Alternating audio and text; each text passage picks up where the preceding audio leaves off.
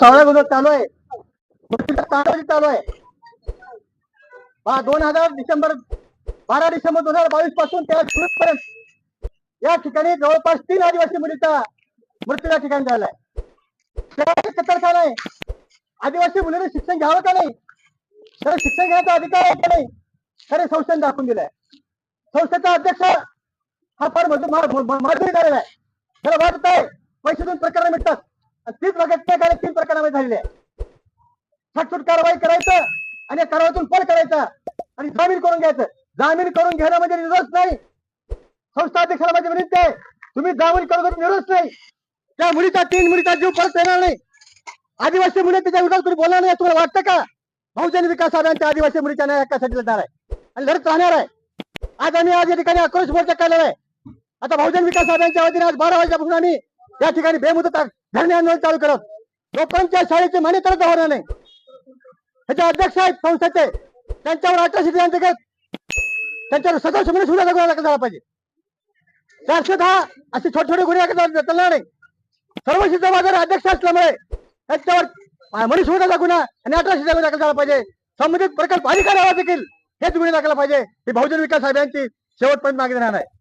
जोपर्यंत या शाळेची मान्यता रद्द होणार नाही तोपर्यंत बहुजन विकास अभियान उदगीरसह नाशिक असेल, किनवट असेल, मंत्रालयासमोर असेल असे विविध आंदोलन आणि शेवटी या शाळेसमोर त्या शाळेच्या अध्यक्षाला जाहीर करण्यासाठी आणि आदिवासी देखील माणसं आहेत, आदिवासी देखील त्या जगण्याचा अधिकार आहे हे सांगण्यासाठी, शाळेच्या अध्यक्ष दादागिरी थांबण्यासाठी मी प्रत्येकाला मेहनत करतो.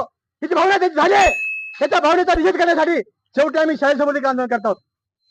म्हणजे प्रशासनाला मागणे, म्हणजे राष्ट्रीय महिला आयोगाला, महाराष्ट्राच्या महिला आयोगाला विनंती आहे, तुम्ही मोठमोठे प्रकरण रस्त्यावर येता, मग आदिवासी लेकर रस्त्यावर येणार नाही का? हे तुमच्या अधिपत्याकडे येणार नाही का? महिला आयोग महाराष्ट्राचा झोपलाय का? राष्ट्रीय मानवाधिकार आयोग झोपलाय का? तुम्हाला भय दिसत नाहीत का? हे खून तुम्हाला दिसत नाहीत का? याची चौकशी झाली म्हणजे बहुजन विकास आघाडी लढणार आहे. कारण आता क्रूर हत्या एक प्रकारची आहे. मायबाप, छोटे मायबाप, गरीब मायबाप आपल्या विद्यार्थ्याला शिक्षणासाठी शाळेत घालतात. मात्र या ठिकाणी एका 8 महिन्यामध्ये 2 प्रकार घडत असतील तरी शाळा नसून हे एक मृत्यूचं माहेरघर बनलं आहे. शाळेसारखा पवित्र मंदिराला बदनाम करण्याचं काम हे अध्यक्ष करताय आणि जोपर्यंत त्या संस्थेची मान्यता रद्द होणार नाही, या अध्यक्षावर जोपर्यंत कारवाई होणार नाही, आतापर्यंत सर्व प्रकरणाची पुन्हा चौकशी करून त्या अध्यक्षाला त्वरित अटक नाही केलं तोपर्यंत बहुजन विकास आघाडीचं आंदोलन सर्वांच्या साक्षीमध्ये 2 आदिवासी मुलींचा मृत्यू झाला आहे 8 महिन्यामध्ये.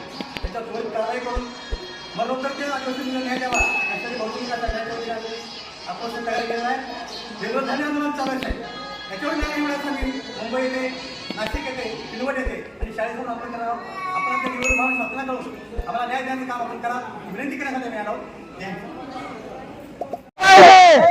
शाळेवर कारवाई झालीच पाहिजे, मुख्याध्यापकावर कारवाई झालीच पाहिजे, मुख्याध्यापकावर कारवाई झालीच पाहिजे.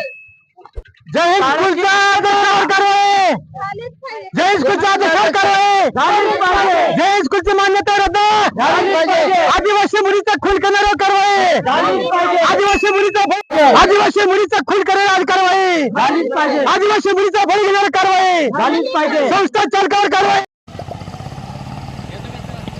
आदिवासी मुलीचा खून करणाऱ्यावर कारवाई झालीच पाहिजे, आदिवासी मुलीचा बळी घेण्यावर कारवाई झालीच पाहिजे, संस्था चालकावर कारवाई.